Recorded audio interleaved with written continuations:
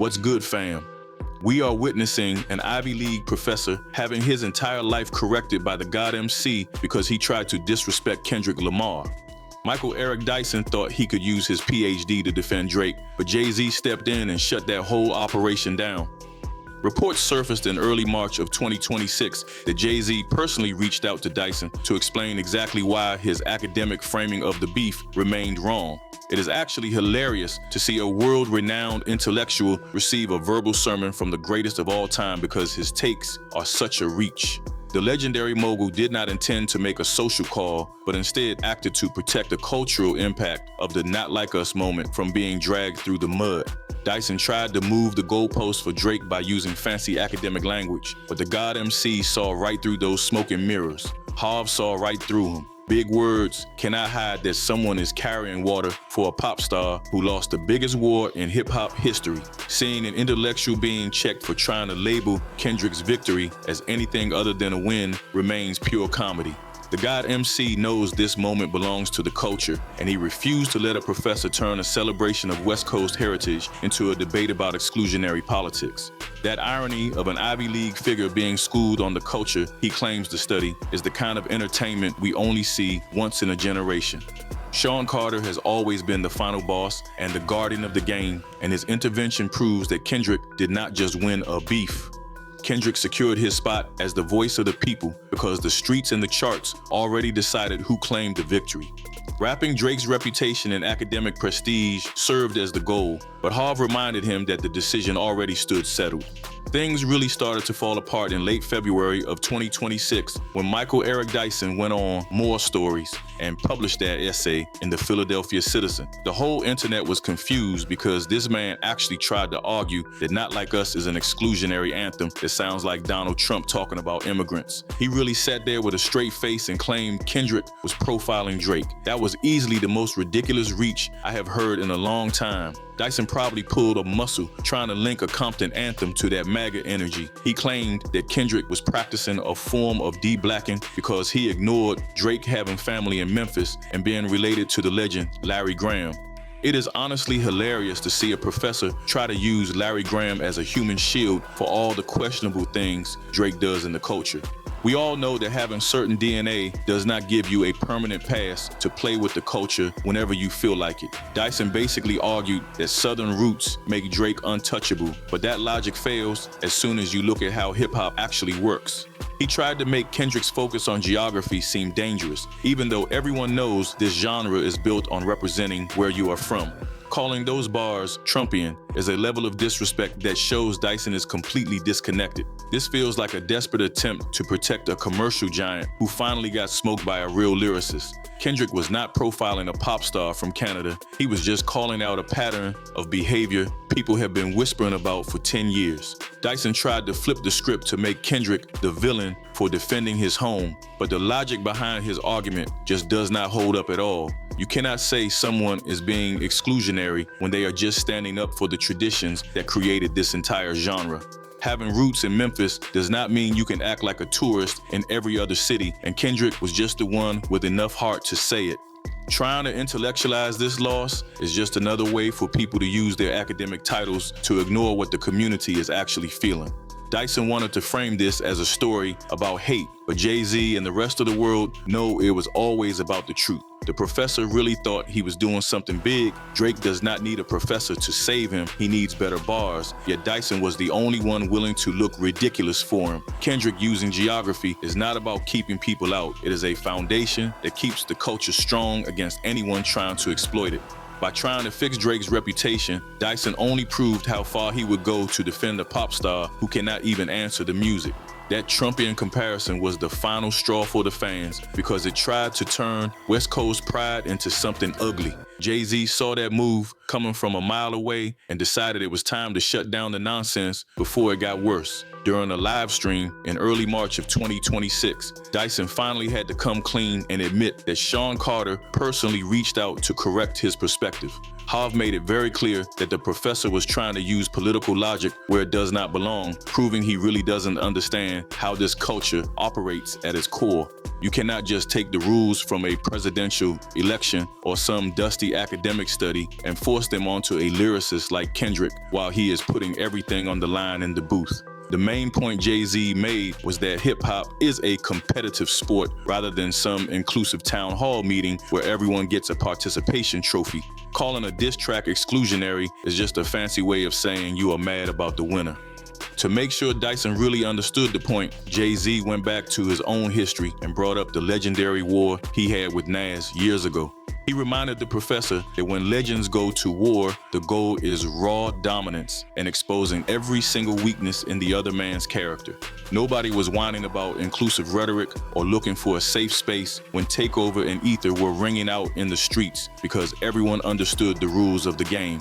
By bringing up his own career, Hov was showing that Kendrick is just walking the same path that the greatest to ever do it have always traveled. We also have to remember that Jay-Z was the one who put Kendrick on that massive global stage for Super Bowl 59 back in February of 2025. Jay-Z already gave Kendrick his official stamp of approval as a once-in-a-generation talent who makes music that goes way beyond just the hip-hop genre. There was no way the man who curated that Super Bowl moment would sit back and let some academic try to paint his star as a hateful or divisive figure.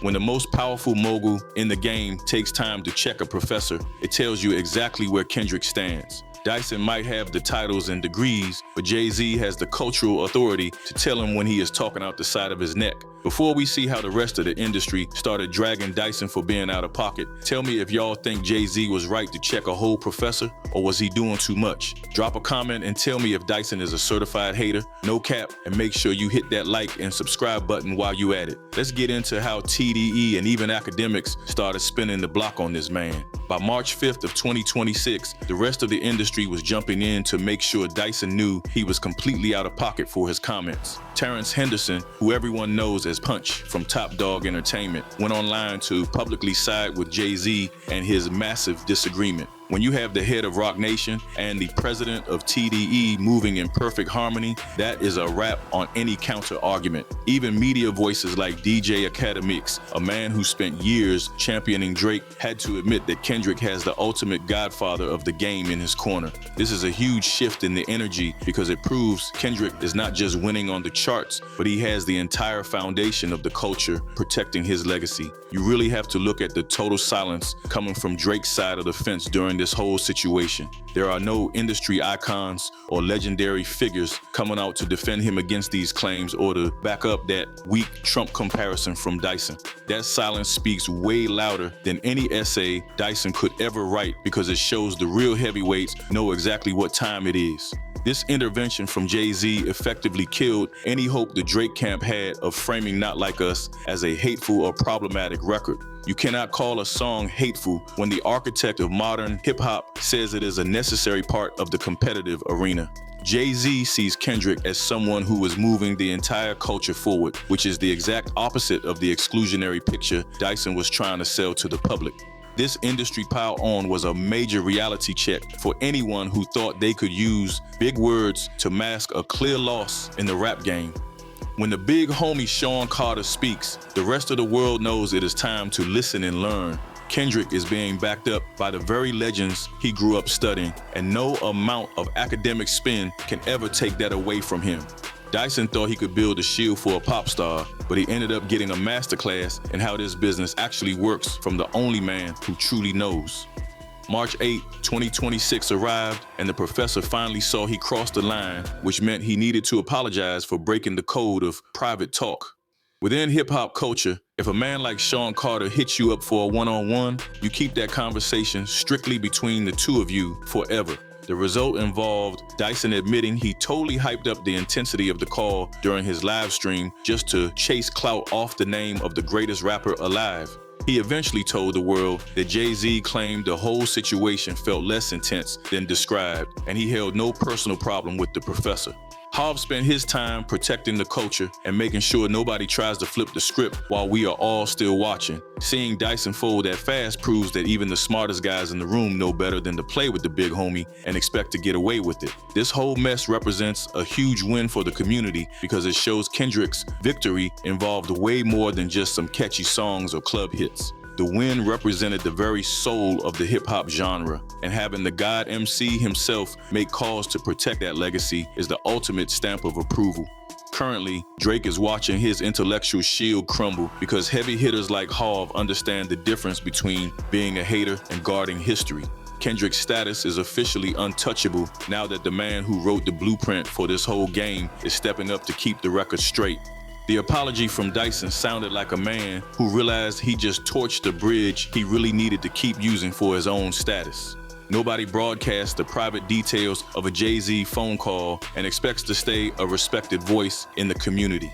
The professor tried to fix things by claiming Harv felt no actual anger, but the damage to his reputation remained permanent. It became clear he valued being the guy Jay-Z called more than contributing something real to the culture. This entire situation serves as another example of people using academic titles to hide their obvious bias for a pop star who just lost the biggest war of his career. Kendrick holds the streets, he holds the numbers, and now he possesses the literal greatest of all time backing him up. When Jay-Z tells you that your logic is flawed, you just need to sit down and listen, since he basically wrote the rulebook you are trying to study. The final word is out, and Kendrick Lamar did not just win a beef, he earned a level of respect that most rappers will never reach. Drake might hold on to the radio hits and the global fame, but he will never have the cultural protection that Harv is giving Kendrick right now. That phone call served as the final nail in the coffin for anyone trying to say Kendrick's win represented some kind of negative or hateful moment. The move functioned as a masterclass in how the legends look out for the real ones, and it left the professor looking like he stood way out of his league. This legendary cosign serves as the final stamp on Kendrick's historic run, but I want to hear from the fam about how this all went down. Tell me in the comments if you think Michael Eric Dyson overplayed his hand for Drake, or if he actually held a point that people were not ready to hear yet. Drop your thoughts below, because I want to know if y'all think Harv acted correctly by stepping in and shutting this professor down like that. While you are down there, hit that like button and subscribe to the channel for more of these savage breakdowns of the beef. Kendrick sits on a throne that nobody can touch, and having Jay-Z act as his legacy bodyguard is a power move that changes everything. The academic defense for Drake has officially fallen apart under the weight of real hip-hop authority, and it proves you cannot use fancy words to hide from the truth. Kendrick Lamar rules the culture right now, and he keeps the God Emcee on speed dial to make sure everyone understands why he is still on top. This moment marks the end of the road for the academic reach and the start of a new era where the greatest to ever do it are defending Kendrick's legacy. I will see y'all in the next one.